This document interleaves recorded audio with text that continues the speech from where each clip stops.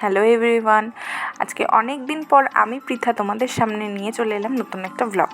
দিনটা ছিল মঙ্গলবার, তাই আমি আর স্নেহা দুজন মিলে ঠিক করেছিলাম যে আমরা আজিমগঞ্জে বেশ কিছুদিন আগে ওপেন হওয়া হাউস অফ সেহেরওয়ালি যাব।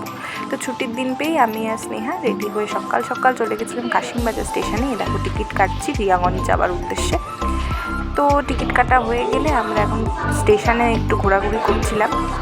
দেখো টিকিট কেটে আমরা একটু ঘোরাঘুরি করছি, তারপরে অবশেষে ট্রেনেও চেপে পড়েছি। ট্রেন থেকে নেমে পড়লাম, এখন যাবো সদরঘাট, তার জন্য টুকটুক ধরছিলাম। তো টুকটুক পেতে একটু সমস্যা হয়নি, তারপর টুকটুক করে চলে এলাম সদরঘাট। দেখো সদরঘাটের ভিউটা কত সুন্দর। আগে আমরা প্রায়ই যেতাম, এখন আর যাওয়া হয় না সময়ের অভাবে।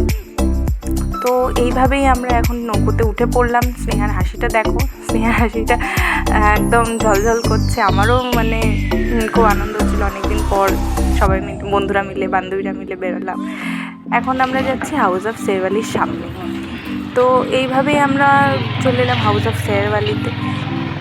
খুব সুন্দর একটা জায়গা, ছবি তোলার জন্য বলতে পারো, বা খাওয়া দাওয়ার জন্য, বা একটু টাইম স্পেন্ড করার জন্য খুব ভালো জায়গা। দুই বান্ধবী মিলে আমরা চলে এসেছিলাম এখানে। খুব সুন্দর লাগছিলো, প্রত্যেকের ব্যবহার ভীষণই ভালো। এটা একটা মিউজিয়াম কাম রেস্টুরেন্ট, তো ভীষণ সুন্দর ভিউটা। আমরা প্রচুর ছবি তুলেছি, প্রচুর মজা করেছি।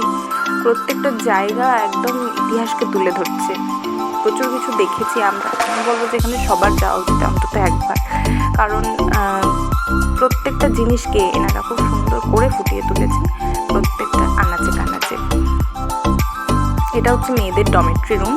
এই সেম জিনিস ছেলেদের ক্ষেত্রেও আছে, ছেলেদেরও ডরমেটরি রুম একটা আছে, যেটা আমি অতটা ডিটেলসে তুলে ধরতে পারছি না এখানে। আর এটা হচ্ছে ওদের রুফটপ। তো এখানেও খুব সুন্দর বসার জায়গা আছে, আমরা এখানেও প্রচুর ছবি তুলেছি। খুব সুন্দর ভিউ পাচ্ছি পুরো টোটাল জায়গাটার, পুরো আজিমগঞ্জটা, জিয়াগঞ্জ বলে দিয়েছিলাম। এটা হচ্ছে একটা কনফারেন্স করার মতো একটা জায়গা, যেখানে স্টেজ আছে, প্রচুর চেয়ার রাখা আছে। যারা কনফারেন্স করতে চায় বা কোনো বড় অকেশন আছে, তারা এখানে সেলিব্রেট করতে পারে। তো এখানে সব রকম ব্যবস্থাও করা আছে। ভীষণই সুন্দর লাগলো জায়গাটা, বেশ গোছানো সাজানো, একদম ভালো একটা বেশ হেরিটেজ প্রপার্টি যাকে বলে। তো এই যে এটা হচ্ছে সেই রুফটপ জায়গা, যেখানে আমরা প্রচুর ছবি তুলেছি। টোটাল ভিউটা দেখতে পাচ্ছি।